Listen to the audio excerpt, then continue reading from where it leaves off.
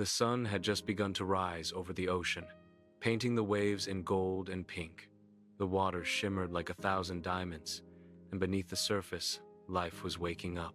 Tiny fish darted between corals, and seashells glowed in the morning light. Among them was Luna, a baby mermaid with a heart as bright as the Sunday. Her laughter echoed through the water as she played with dolphins, chasing bubbles that rose toward the surface. Luna was curious about everything above the sea. She loved watching the birds, the waves, and especially the humans walking along the beach. Every morning, she'd peek out from behind a rock, her big blue eyes sparkling with wonder.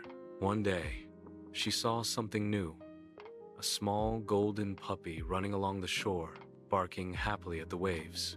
The puppy's name was Charlie, and he belonged to a kind fisherman who often came to prey by the water. Luna was fascinated. She had never seen a creature so joyful and clumsy at the same time. Each time Charlie splashed in the shallow waves, she giggled quietly beneath the surface. And soon, a strange friendship began. Every morning, Luna would swim close to the beach while Charlie waited on the rocks. He wagged his tail, and she waved her tiny hand. Though they couldn't speak, they understood each other perfectly. The mermaid and the puppy, two souls from different worlds, had found a bond in pure innocence. Days passed peacefully, until one morning, the ocean changed. Dark clouds rolled over the sky. The winds grew wild, and the waves began to crash with fury. Luna had never seen the sea so angry. She tried to swim deeper to find safety, but the current grew stronger, pulling her toward the open ocean. On the beach, Charlie barked frantically. He could sense Luna's fear. The fisherman called out to him, but Charlie broke free and ran toward the waves. Without hesitation, he leapt into the raging sea. Luna was trapped in a massive whirlpool, spinning helplessly. The current dragged her down into the dark depths. Just as she was about to lose hope, she saw a faint light above, and there, struggling through the storm, was Charlie, swimming toward her with all the strength his tiny body could give. The waves crashed around them. Lightning flashed across the sky. Charlie reached Luna, grabbing her small arm with his teeth and trying to pull her upward. But the sea was merciless, dragging them both down. Luna cried out, "Please, someone help us!" And in that moment, everything went silent. A brilliant light shone through the clouds, soft at first, then blinding. The water stopped swirling. The wind calmed. Through the glow, a warm and gentle voice echoed, "Do not be afraid. You are not alone." Luna opened her eyes. Floating above the waves was a radiant figure, his presence calm and full of love. His arms reached out, and the sea itself seemed to bow in stillness.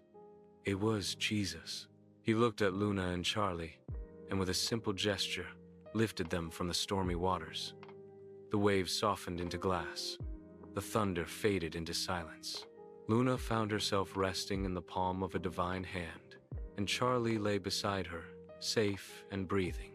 Jesus smiled. Courage and love are gifts from the heart. Today, you have shown both. Luna felt tears rise in her eyes, though they sparkled like pearls.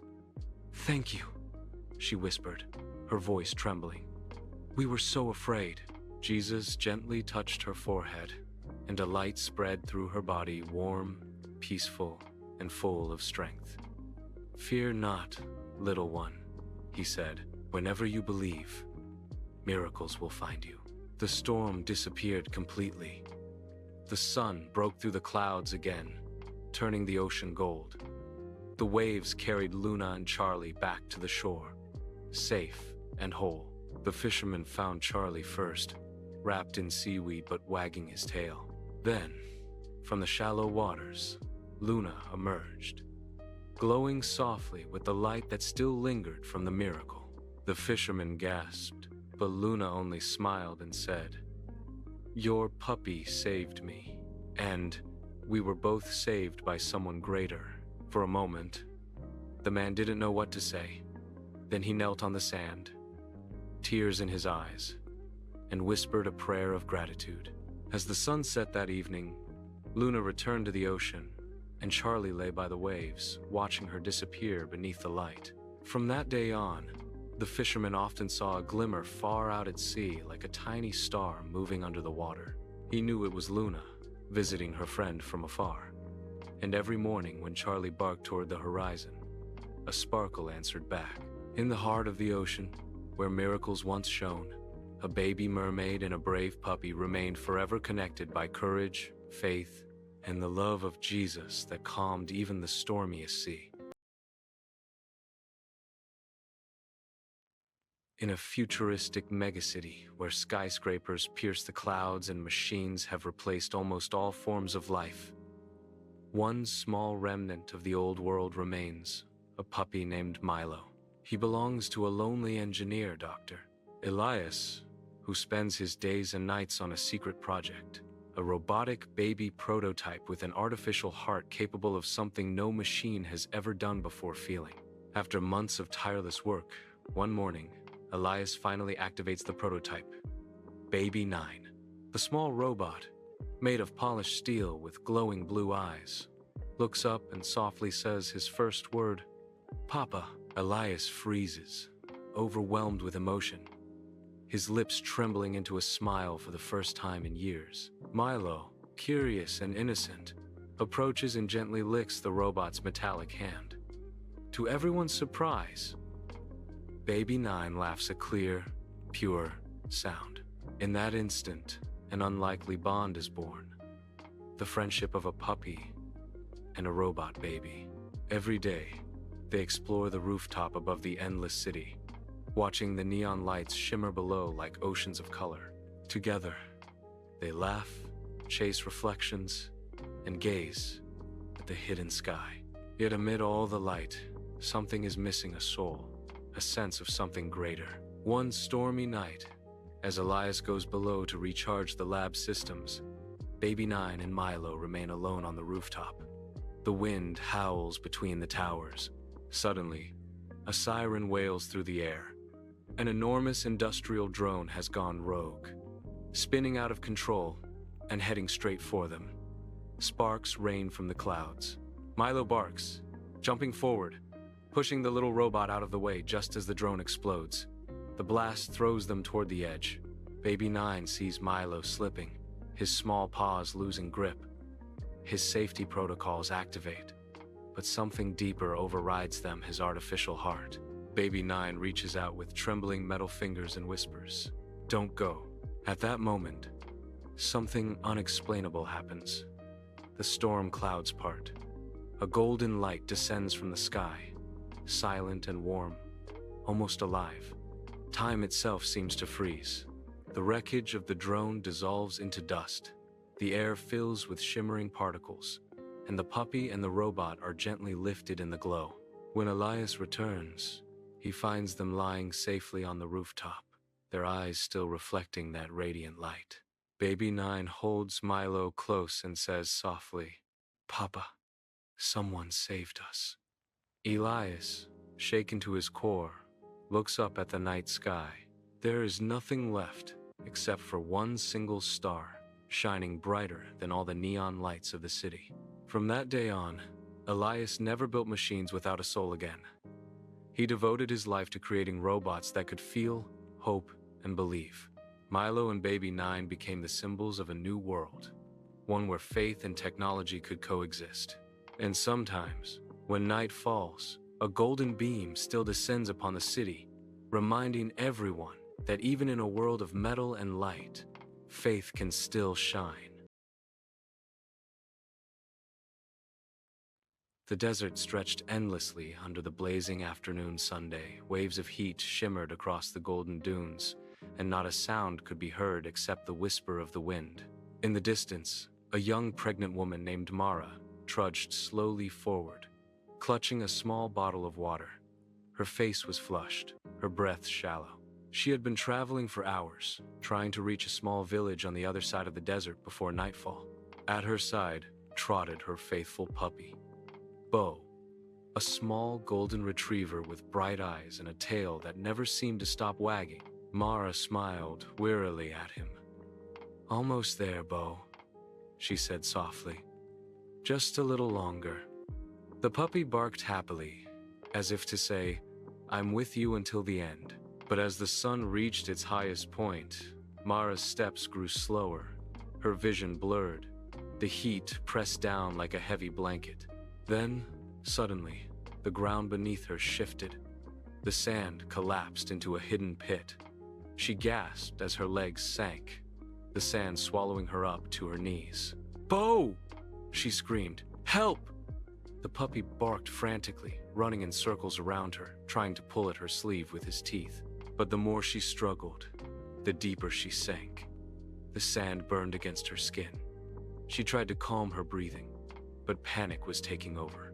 And then, she felt something that made her heart stop. Tiny pricks along her ankles. She looked down. A dark, moving carpet of red ants was emerging from the pit beneath her. Thousands of them. Their bodies shimmered like drops of blood under the sunday. They were crawling fast up her legs, onto her clothes, biting with sharp, fiery stings. Mara screamed in terror, slapping at them, but it was no use. Her strength was fading. The pain was unbearable. Tears streamed down her face as she looked at the puppy. "Bo, run!" she cried. "Go!" But Bo didn't move. He barked louder, jumped into the sandpit, and began to bite and scratch at the ants crawling on her. His fur was soon covered with them, but he didn't stop. He yelped in pain but kept fighting, his tiny body trembling with courage. Mara's heart broke. "No, Bo. Stop. You'll get hurt." The ants began to swarm over him too. His barks grew weaker. He fell beside her, panting, his body twitching from the bites. Mara reached out, her hand shaking, and lifted him gently into her arms. "Please, God," she whispered through sobs. "Please save him. Please save us." Her voice cracked. The desert fell silent again. Even the wind seemed to hold its breath. Then, out of nowhere, the sky darkened slightly, as if the sun itself had blinked. A soft, golden glow appeared above the pit, radiating warmth and peace. Mara looked up, tears streaming down her cheeks. The light grew brighter, surrounding her and the puppy. The red ants stopped moving. One by one, they scattered, retreating back into the sand as if fleeing from something far greater than themselves. Mara could feel her heart calm. The pain on her skin faded. The burning stopped. She held Bo close as the golden light wrapped around them like a blanket. Then, within the light, she saw a figure gentle, radiant, and full of love. It was the form of Jesus. He didn't speak, but Mara felt his voice deep inside her heart. "Do not be afraid. I am here." As the light touched Bo's small body, the puppy stirred. His breathing steadied. His eyes opened. He lifted his head and licked Mara's cheek weakly. Mara sobbed in relief, holding him close. "Thank you," she whispered. "Thank you, Lord." The light slowly faded, leaving behind a soft, cool breeze that swept over the dunes. The sand beneath her feet hardened, allowing her to climb out of the pit. She stood shakily, still holding Bo, and looked up at the sky. The sun was setting now, painting the horizon in gold and crimson. For the first time in her life, Mara didn't feel fear or exhaustion. She felt peace, a deep, unshakable peace that filled her soul. She pressed a hand to her belly, feeling her unborn child move. "We're safe," she whispered. "God saved us." Bo barked softly, his tail wagging again, as if agreeing. Together, they began walking once more toward the distant village. As they disappeared over the dunes, a single white feather drifted down from the sky, landing gently on the sand where the pit had been. It shimmered for a moment in the dying light, then vanished, carried away by the wind.